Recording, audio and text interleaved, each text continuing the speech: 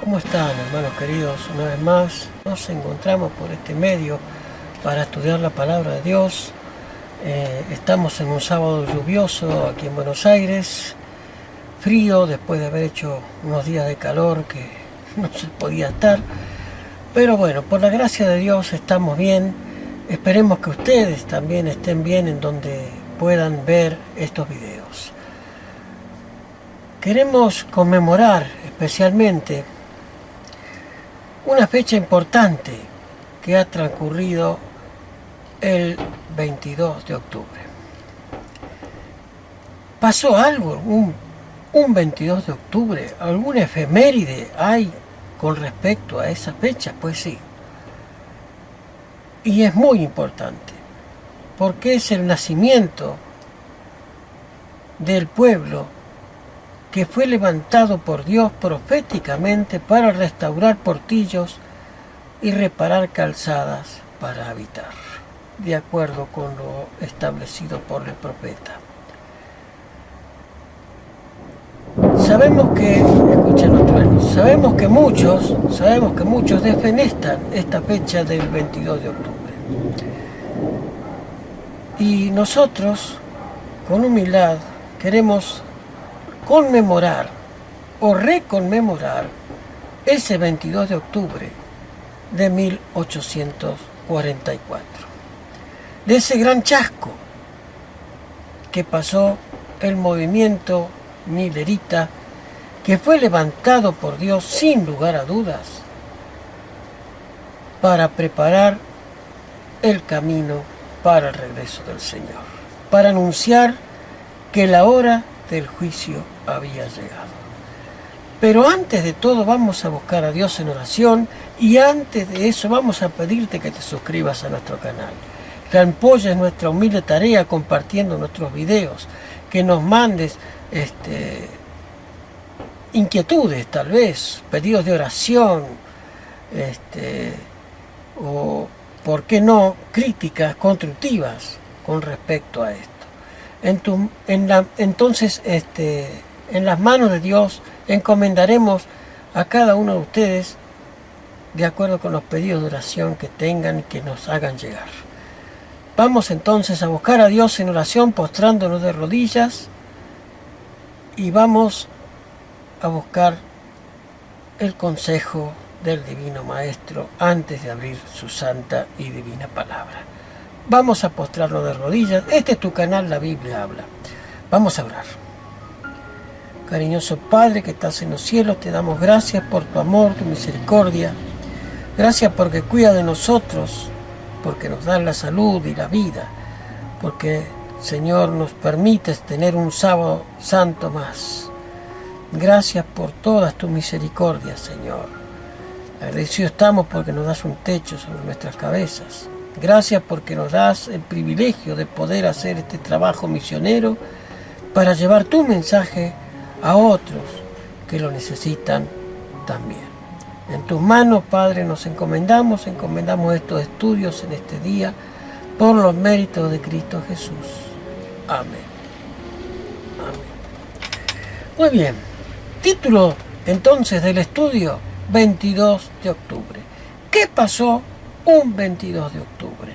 Y para descubrir eso, vamos entonces a abrir la palabra de Dios y a dejar que ella nos hable en el libro del profeta Daniel, en el capítulo número 8.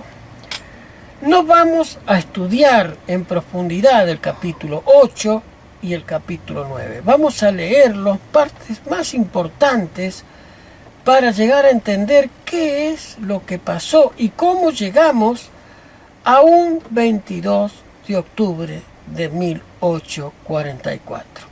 Vamos entonces a abrir nuestras palabras de Dios y vamos a escuchar lo que el Señor nos dice a través de ella. Capítulo 8 del libro de Daniel, versículo 1 en adelante. En el año tercero del reinado de Belsasar, me apareció una visión a mí, Daniel, después de aquella que me había aparecido antes, la del capítulo 7 y de las bestias. Versículo número 2. En visión y aconteció que vi que yo estaba en Susa, en la cabecera del reino de la provincia de Persia. Vi pues en visión estando junto al río Ulai. Y alcé mis ojos y miré, y aquí un carnero que estaba delante del río, y del cual tenía 2 cuernos, aunque eran altos, uno era más alto que el otro, y el más alto subió a la postre. Y vi que el carnero con los cuernos al poniente, y vi que el carnero hería con los cuernos al poniente, al norte, al mediodía, y que ninguna bestia podía pararse delante de él, ni había quien escapase de su mano. Y hacía conforme a su voluntad y se engrandecía. Y estando yo considerando, he aquí un macho cabrío que venía de la parte del poniente, sobre la haz de la tierra, el cual no tocaba la tierra. Impresionante esta visión, ¿verdad? Y estos 2 animales tenían que ver con el tema del santuario. Ya venía preparándole Dios a Daniel acerca de algo que pasaría en el santuario. Eran animales que se utilizaban en los sacrificios del santuario terrenal. Versículo número 6. Y vino hasta el carnero que tenía 2 cuernos, el cual había visto yo que estaba delante del río, y corrió contra él con ira, con la ira de su fuerza. Y vilo que llegó junto al carnero, y levantóse contra él y hiriólo, y quebró los 2 cuernos, porque en el carnero no había fuerza para pararse más delante de él. Derribólo por tanto en tierra y hollólo, y ni hubo quien librase al carnero de su mano. Engrandecióse en gran manera el macho cabrío, y estando en su mayor fuerza, aquel cuerno grande fue quebrado, y en su lugar subieron otros 4 maravillosos cuernos hacia los 4 vientos del cielo. Versículo 9. Y de uno de ellos, no de los cuernos, sino de los 4 vientos del cielo, no de los cuernos, sino de los 4 vientos del cielo, creció un cuerno pequeño, el cual creció mucho al mediodía, al oriente y hacia la tierra deseable. Y engrandecióse hasta el ejército del cielo, y parte del ejército de las estrellas echó por tierra y las holló. Aun contra el príncipe de las fortalezas se engrandeció, y por él fue quitado el continuo, y el lugar de su sacrificio fue echado, el lugar de su santuario fue echado por tierra. Y el ejército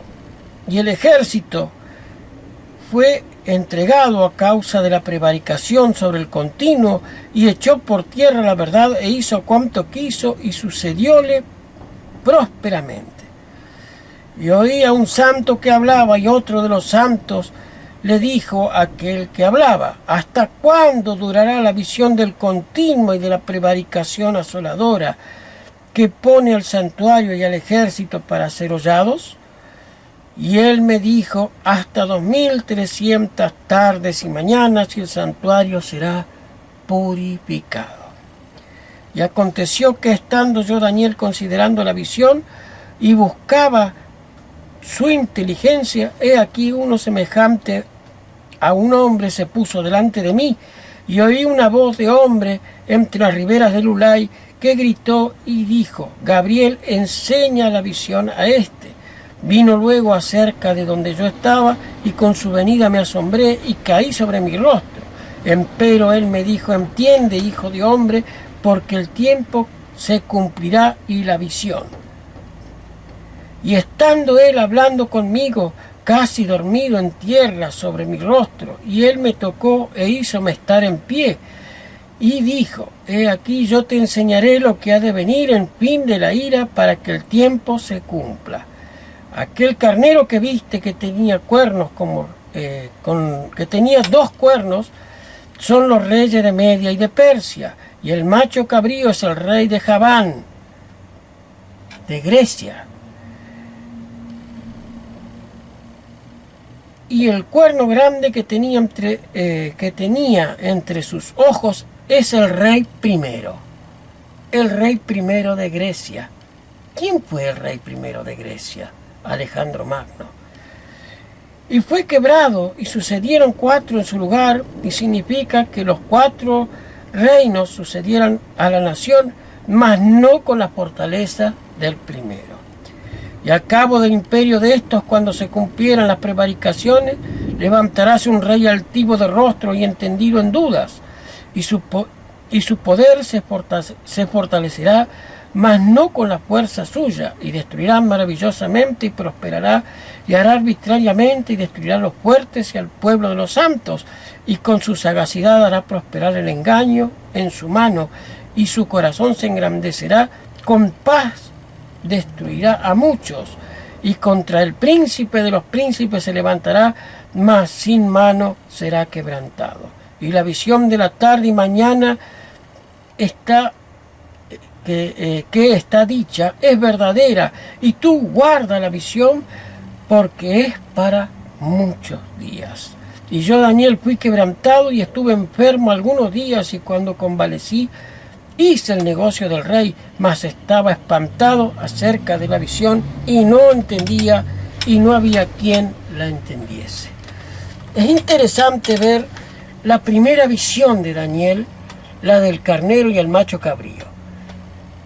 Daniel, junto al río Ulai, ve esos 2 animales, que primero surge uno y luego viene otro sin tocar la tierra por la velocidad que venía, con un solo cuerno, e hiere a este animal que tenía 2 cuernos, uno era más alto que el otro, simbolizaba a los reyes de Media y de Persia, y Grecia con Alejandro Magno destruye a los medos y los persas y toma el poder del mundo conocido en aquel entonces.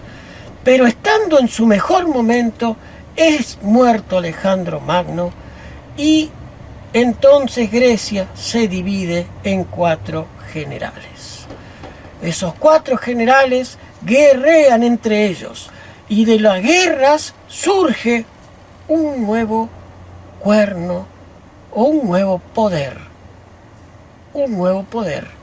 que se engrandece, que habla palabras contra el Altísimo, que quebranta a los santos del Altísimo y es un rey entendido en enigmas. Pero lo que a Daniel más lo perturbaba no era la visión de los carneros y del macho cabrío, sino cuando los 2 seres se encontraron y le dijeron uno al otro: ¿y hasta cuándo durarán las devastaciones?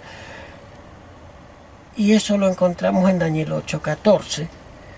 La respuesta que uno le da al otro, pero se la da a Daniel. En vez de responderle al que le preguntaba, la respuesta se la da a Daniel.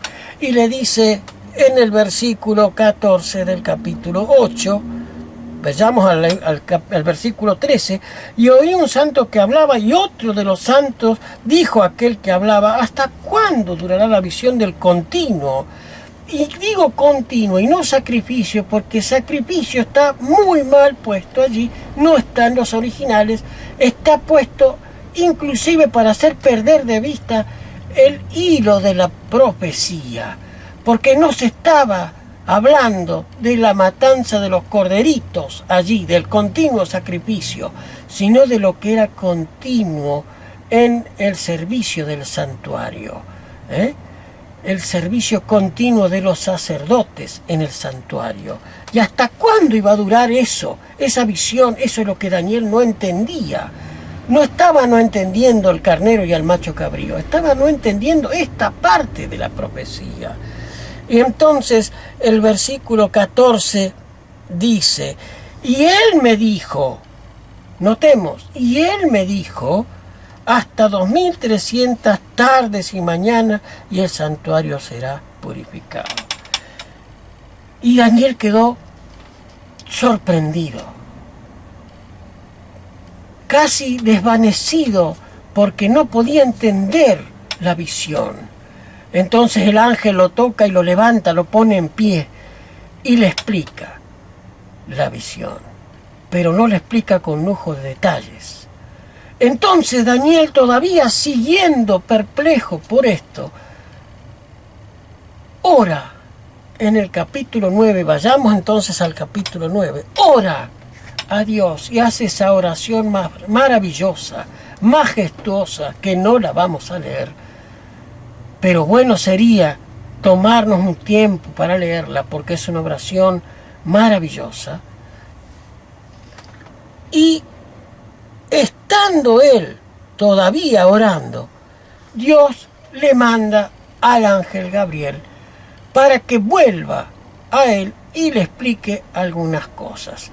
Pero este ángel Gabriel viene y no solamente que no le explica del todo la profecía, sino que le agrega otra cosa más. Y ahí ya Daniel estaba totalmente desconcertado. Ya no podía comprender más nada, ¿verdad? Pero era que no era la profecía para su tiempo. Era para el tiempo del fin, para muchos días, para el tiempo del fin, ¿verdad?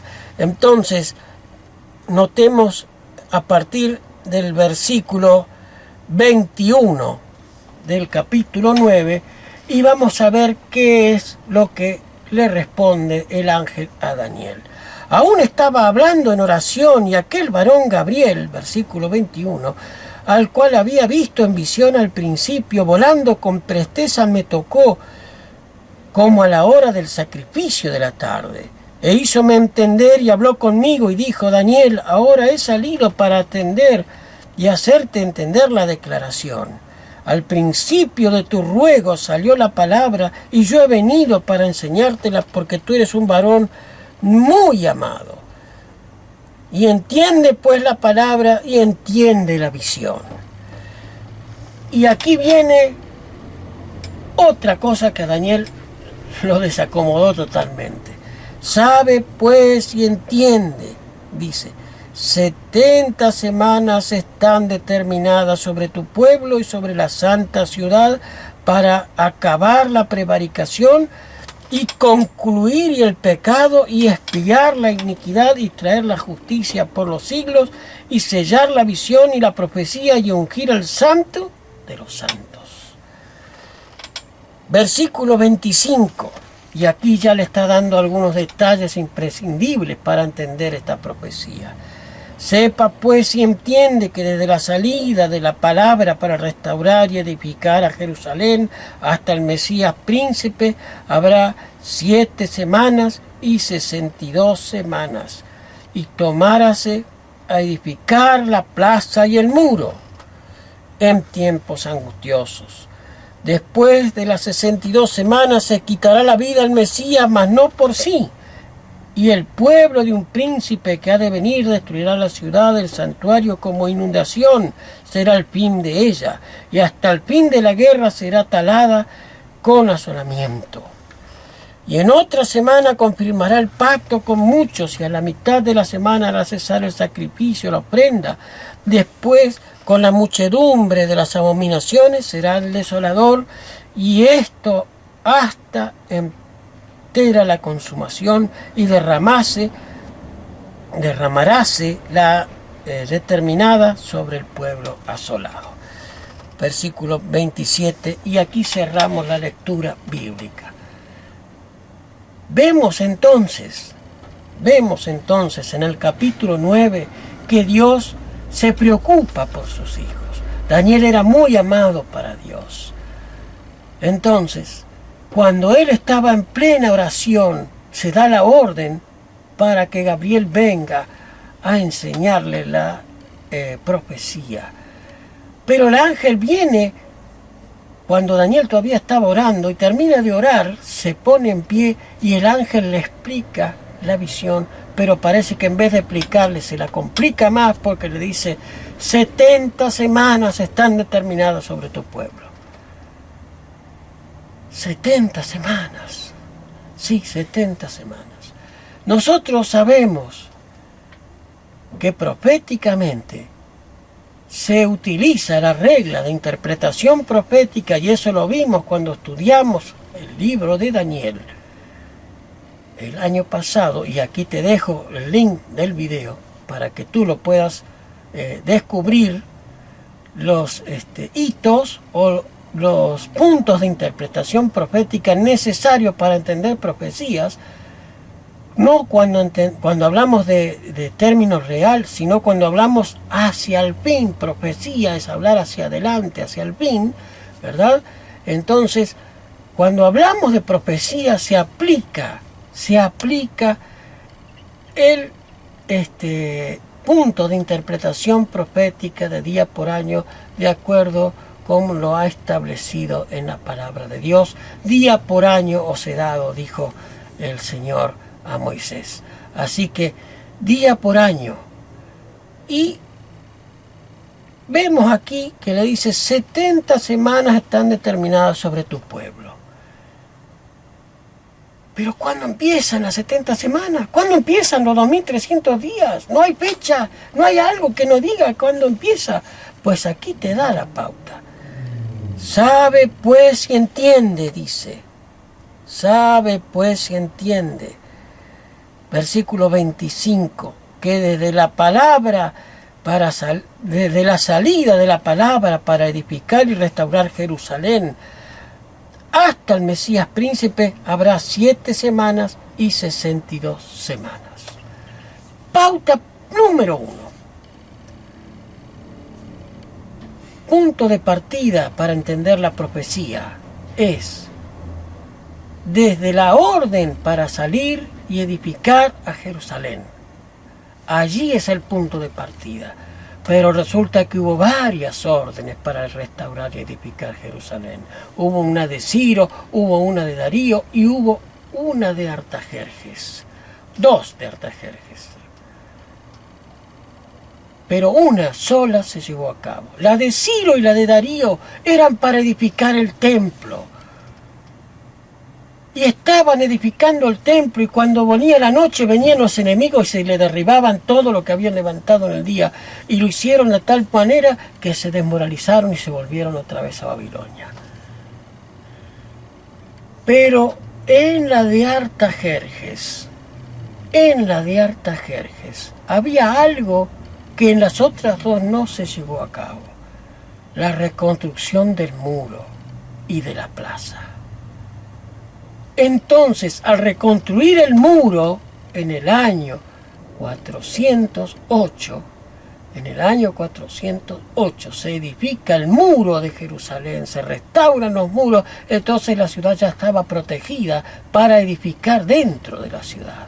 En los otros casos no se llevó a cabo la reconstrucción completa, y sí se chasquearon y se tuvieron que volver porque construían y al otro día venían los enemigos a la noche y le derribaban lo que habían destruido.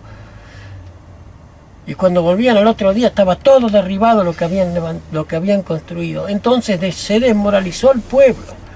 Pero en el caso de Artajerjes, el mismo Artajerjes toma cartas en el asunto enviando soldados para proteger mientras se construían los muros, y ellos construían con una mano y con la otra tenían su espada. Por eso eran tiempos angustiosos. ¿Y cuándo fue ese edicto de Artajerjes, hermano Alejandro? Pues bueno, fue en el año 457. En el otoño del año 457, según el calendario caraíta, no el calendario rabínico, que ya estaba contaminado con el calendario babilónico. O sea, los rabinos, los judíos ortodoxos de aquellos tiempos, se habían acomodado al calendario de los babilónicos, porque habían prosperado dentro de Babilonia. Entonces ya habían, de hecho, no solamente el calendario, sino que ya estaban estudiando los libros cabalísticos de las filosofías babilónicas. De ahí viene la famosa cábala que hasta hoy día estudian los rabinos. Y los caraítas se mantuvieron fieles a los originales del pueblo de Israel, Entonces ellos seguían con el calendario del original pueblo de Israel, el calendario lunisolar. ¿Y qué pasó? Bueno, en el año 457 antes de Cristo, de acuerdo con el calendario caraíta de 30 días, un mes, ese fue el año en que se empezó, y se decretó, mejor dicho, la orden para edificar y restaurar Jerusalén. Y dice, y habrá hasta, dice, la reconstrucción de la plaza y el muro, 7 semanas. O sea, 7 semanas de años. Por lo tanto, son 7 por 7, 49 años. Llegamos al año 408 y allí se termina de edificar la plaza y el muro en tiempos angustiosos. Pero después hay otro periodo de tiempo, el de las 62 semanas, hasta el Mesías príncipe. Allí llegamos a tener 69 semanas. Hasta el Mesías príncipe. ¿Y qué es el Mesías príncipe, hermano Alejandro? Pues ni más ni menos es el bautismo de Cristo en el año 27 de nuestra era. Y dice, aparentemente aquí hace un pequeño lapsus comentando algunas cosas el ángel, y en el versículo 27 retoma otra vez, porque en el versículo 26 le estaba anunciando a Daniel la destrucción de Jerusalén por el asolador, o sea, una abominación desoladora en el tiempo, para el tiempo de después de Daniel. Porque muchos aplican esta abominación desoladora a Antíoco Epífanes, pero resulta que Antíoco Epífanes surge en el año 608 a.C., más o menos, por esa edad, en el tiempo de donde ya no había profetas en Israel, ¿verdad? Y sí hace una abominación desoladora porque asola la ciudad de Jerusalén, era un rey griego, asola Jerusalén, toma el templo, sacrifica chanchos en el lugar santísimo, en el lugar santo, en el altar, ¿verdad? Hace como una... Pero eso no es nada de lo que venía hablando el profeta Daniel.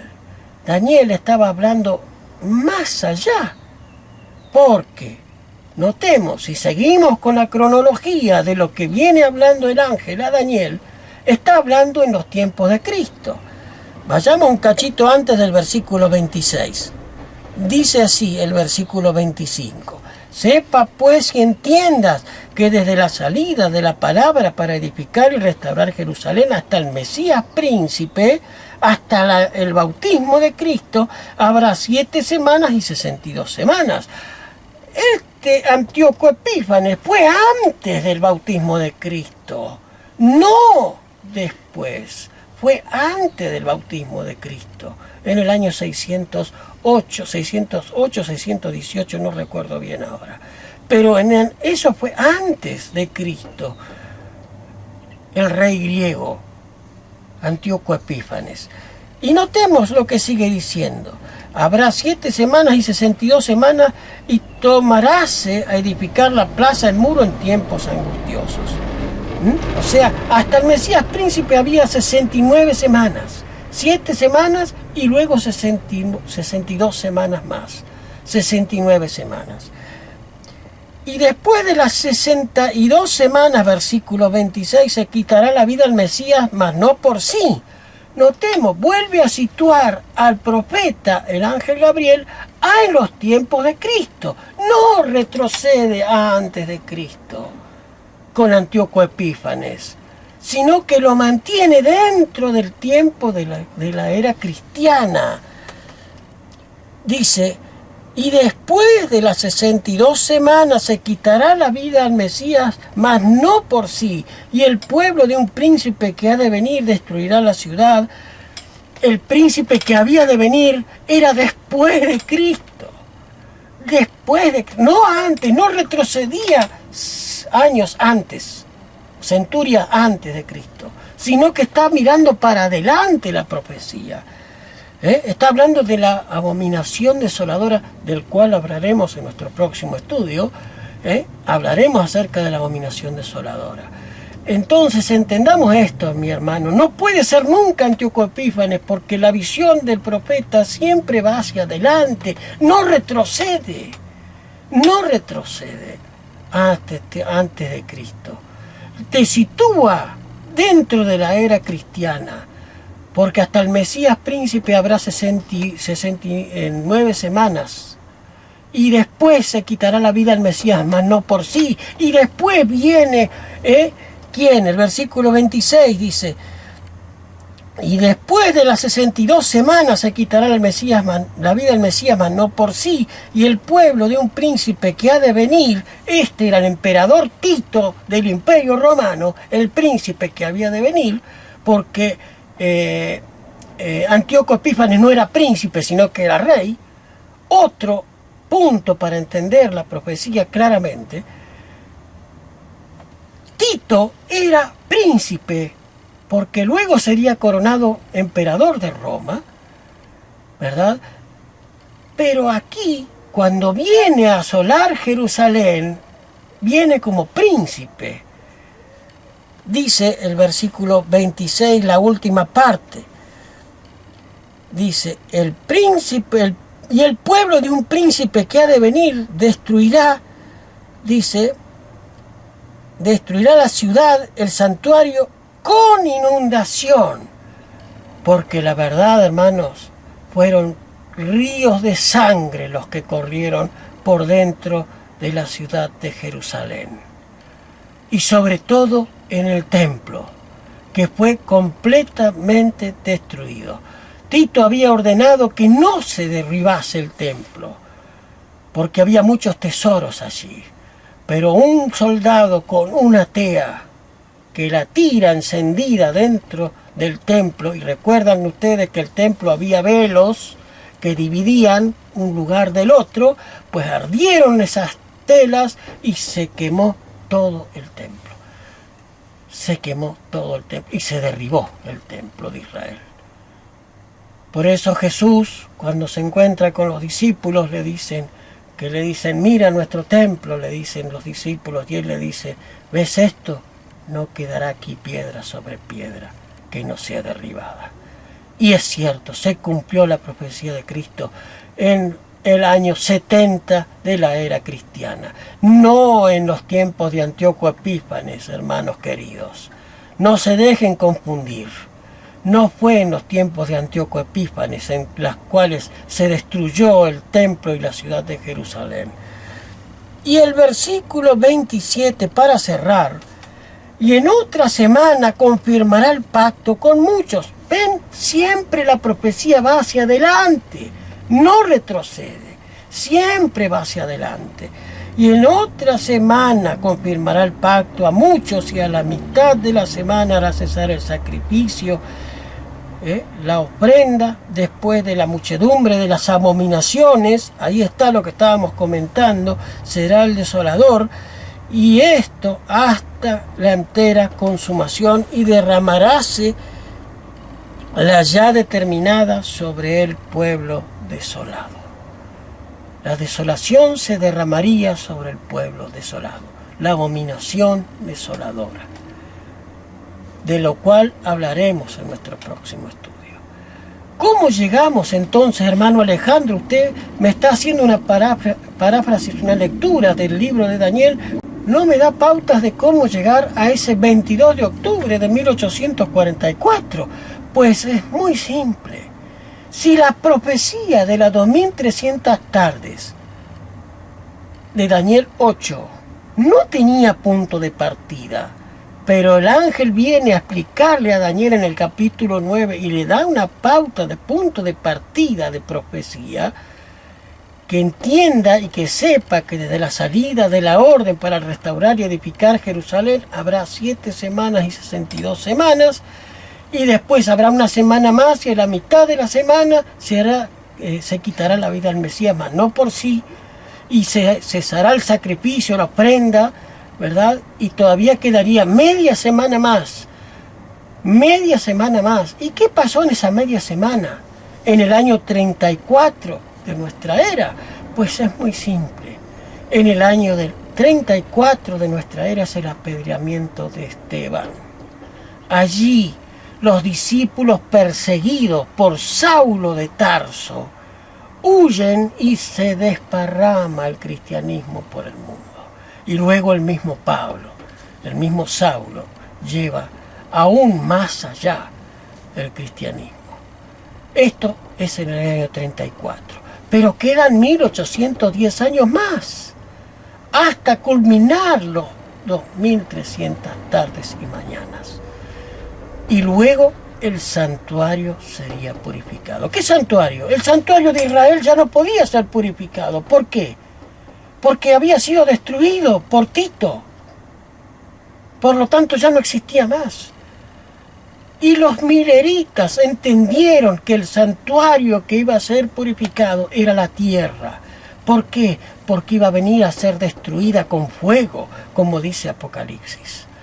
Entonces, Cristo viene y destruye la tierra con fuego, y este es el santuario. Y la predicación de Miller se llevó y se esparció por todo Estados Unidos y tuvo miles de adeptos y gente muy sincera y honesta, que vendían sus granjas, que daban y pagaban sus deudas porque entendían que Cristo tenía que venir y ellos no debían deber nada a nadie, como dice la Escritura.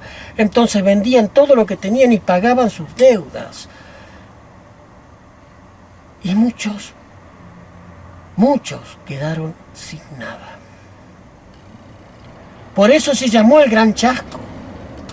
Por eso se llamó el Gran Chasco. Del cual profetizó también el apóstol Juan en el Apocalipsis capítulo 10, y vamos a leerlo. En el Apocalipsis capítulo 10, allí está el gran chasco profetizado a través del librito que el ángel le da a comer a Juan. Capítulo 10, no vamos a leer todo el capítulo. Versículo 2 dice: y tenía en su mano un librito abierto. Notemos, en el libro de Daniel el libro fue sellado y cerrado, pero en el tiempo de Juan el libro ya se abrió. ¿Por qué? Dijo Jesús: el tiempo se ha cumplido. ¿Qué tiempo? El tiempo profético de las 70 semanas se estaba cumpliendo. Entonces el libro de las profecías se abre. Y aquí el ángel le está dando a Juan un librito abierto, y puso el pie sobre el mar, un pie izquierdo sobre la tierra, y clamó con gran voz, versículo 3, como cuando un león ruge, y cuando hubo clamado, 7 truenos hablaron sus voces. Y cuando los 7 truenos, versículo 4, hubieron hablado sus voces, yo iba a escribir, y oí una voz que dijo y me decía: sella las cosas de los que los 7 truenos han hablado, y no las escribas. Y el ángel que vi estar en pie en el mar sobre la tierra levantó su mano al cielo y juró porque el que vive para siempre jamás, que ha criado el cielo y las cosas que están en él, y la tierra y las cosas que están en ella, y el mar y las cosas que en ella están, que el tiempo no sería más. Pero en los días de la voz del 7º ángel, cuando él comenzara a tocar la trompeta, el ministerio de Dios será consumado, como él lo anunció a sus siervos los profetas. Y oí una voz del cielo que hablaba y otra vez conmigo, y decía: ve, toma el librito abierto de la mano del ángel que está sobre el mar y sobre la tierra. Y fui al ángel diciendo que me diese el librito, y él me dijo: toma y trágalo. Y el que te hará amargar tu vientre, pero en tu boca será dulce como miel. Y Juan come el librito, y es dulce al paladar, dulce en su boca, pero en su estómago es hiel. ¿Por qué? Porque los pioneros adventistas en 1844, los mileritas, se chasquearon con el regreso del Señor.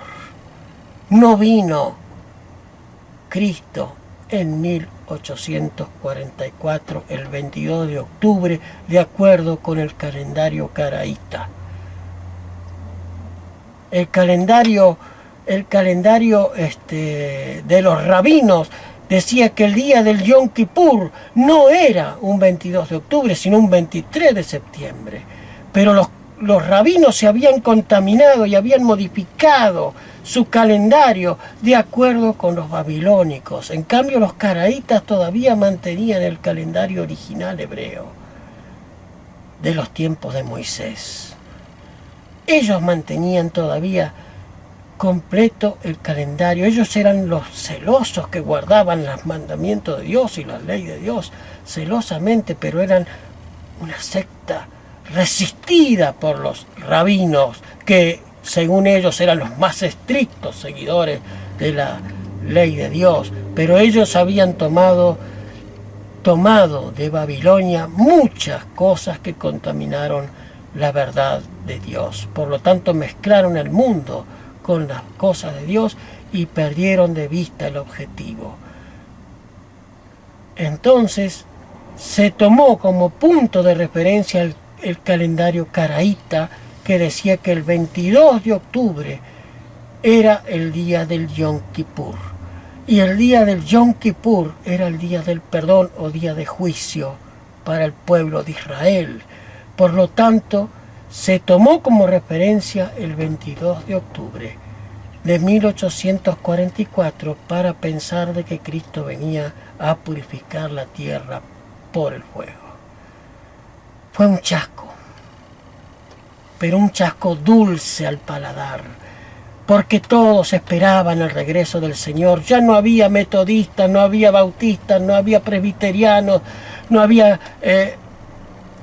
conexión cristiana. Trabajaban todos por el mensaje milerita. No había diferencia de religiones o denominaciones. Y a Miller se le abrían las puertas de los templos, de los bautistas, de los metodistas, de los episcopales y de todas las demás religiones protestantes de Estados Unidos, menos católicos. No había católicos allí. Allí en Estados Unidos no había católicos todavía.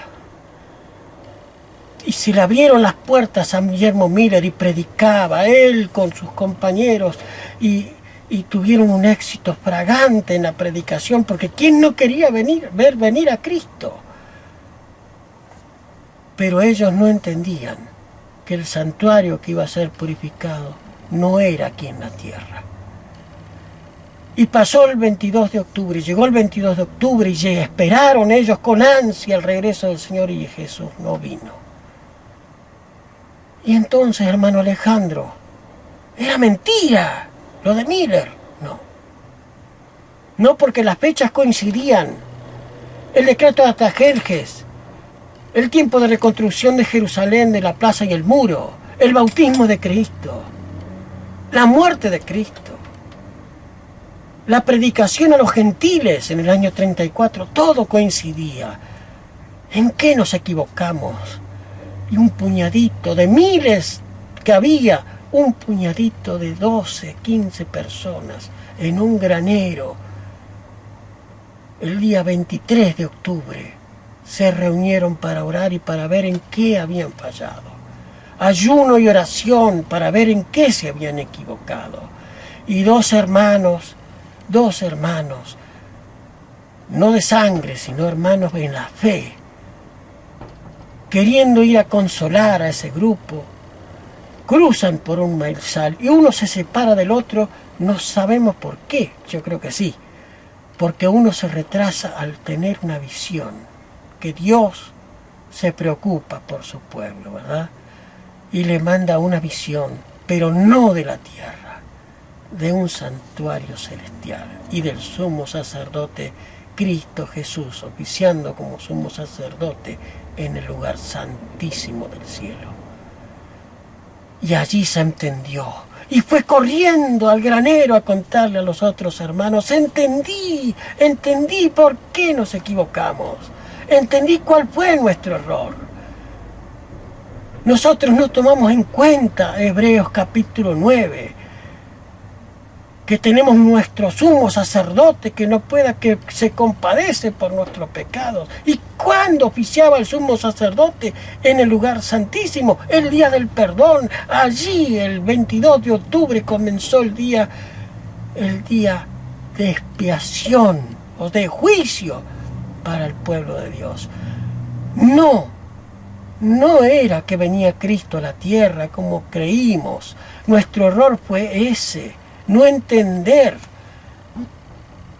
Pero lo maravilloso es que esa luz que Dios le dio volvió a hacer latir sus corazones. Y todavía no estaban listos porque había muchas cosas que había que volver a estudiar.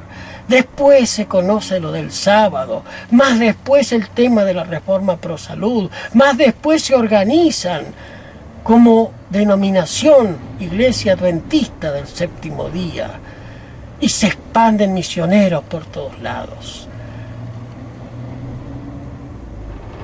Qué maravilloso es nuestro Dios. Y cuán poco recordamos lo que pasó un 22 de octubre de 1844, ese gran chasco, profetizado en el libro de Apocalipsis por ese ángel que le daba a Juan a comer el librito. Mi hermano, entendamos esto. El día del Yom Kippur en el pueblo de Israel era día de juicio. Si había un pecado oculto en alguien del pueblo, no confesado ni purgado a través del sacrificio del sacerdote que llevaba la sangre del animal degollado y la esparcía en el altar y luego se asperjaba en el velo del santuario para pasar los pecados del culpable al corderito y del corderito al santuario celestial, al santuario terrenal, el sumo sacerdote era calcinado ante la Shekinah, porque el día del Yom Kippur, el sumo sacerdote que entraba una sola vez al año a purificar el santuario terrenal, era representante del pueblo ante Dios y como tal debía estar él sin pecado y el pueblo también. Un pecado no confesado, el sumo sacerdote moría calcinado. Tomamos en cuenta eso nosotros hoy día, que nuestros pecados todavía son llevados ante el santuario terrenal, celestial. Tenemos en cuenta nosotros que esos pecados hacen que el trabajo de Cristo en el santuario celestial todavía se lleve a cabo y que no sabemos cuándo terminará el juicio investigador en el cielo. Y otra de las cosas que dicen, ¿cómo puede el cielo, un lugar de paz y de santidad, contaminarse con los pecados que se hacen acá en la tierra? Porque no saben y no estudian que hay libros en los cuales se anotan nuestros pecados. Y esos libros son manchas para el cielo. Y los ángeles van y vienen llevando nuestros actos, nuestros pensamientos, nuestras palabras, todo lo que nosotros hacemos, decimos y pensamos son anotados en los libros de nuestros nombres, en los cielos. Y eso va al santuario celestial y contamina al santuario celestial. Por eso el sumo sacerdote necesita hacer expiación por nuestros pecados. Cristo, cuando asciende al cielo después de su muerte,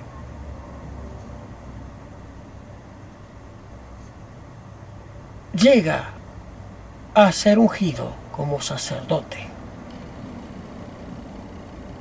Y el ungimiento de Cristo como sacerdote es el derramamiento de la lluvia temprana o tardía para los apóstoles. el Pentecostés.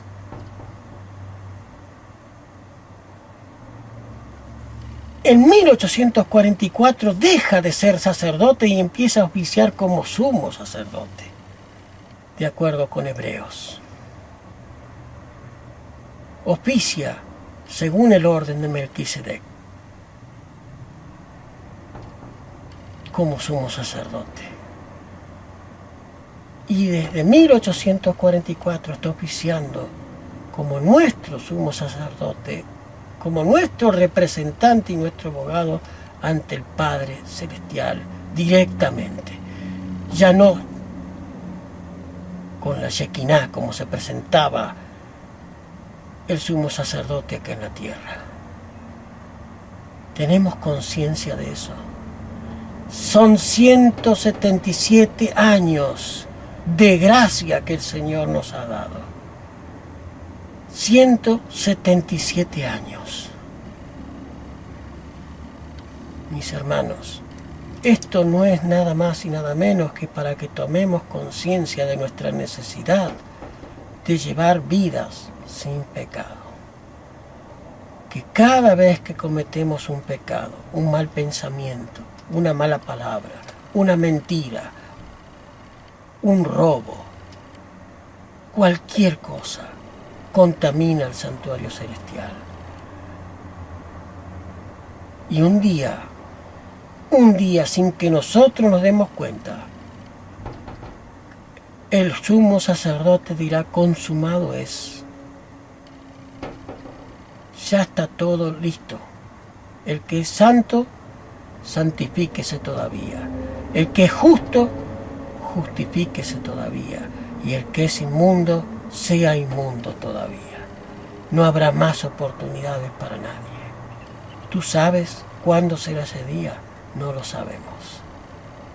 No lo sabemos. Por eso la importancia de entender que la hora de su juicio ha llegado, decía el mensaje del primer ángel. Y la importancia de darle gloria a Dios guardando sus mandamientos como para mantener nuestra vida lo más intachable posible ante los ojos de Dios. Por amor a Dios. Es imperativo para que nuestro registro en el cielo lleve buena luz. Pero para eso necesitamos la presencia del Espíritu Santo en el corazón.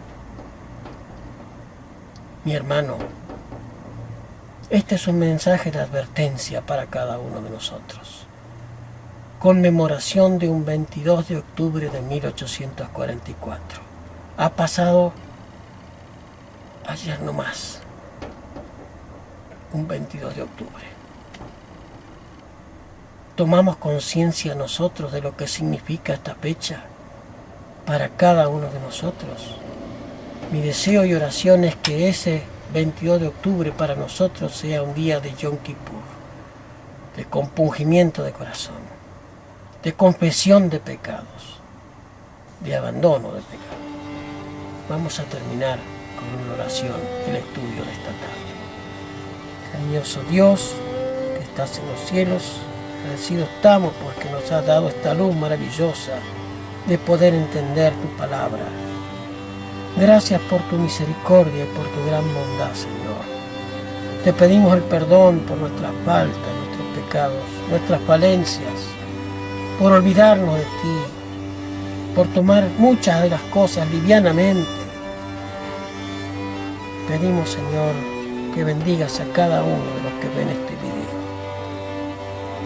Que seas tú quien toque los corazones para arrepentimiento tan necesario y abandono del pecado.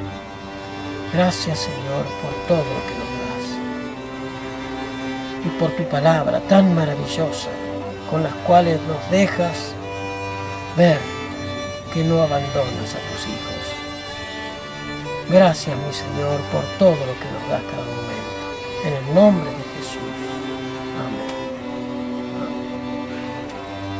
Como decimos cada vez que terminamos un estudio bíblico: lámpara es a mis pies tu palabra y lumbrera a mi camino. Si quieres conocer más detalles acerca de estas profecías, aquí te dejamos los videos para que tú puedas entrar y recordar o conocer más acerca de Daniel 8 y Daniel 9, de los estudios que hemos hecho más detalladamente de este tema. Que Dios me los bendiga, me los guarde y hasta nuestro próximo encuentro. Muchas bendiciones para todos. Cuídense, hermanos. Que Dios los bendiga.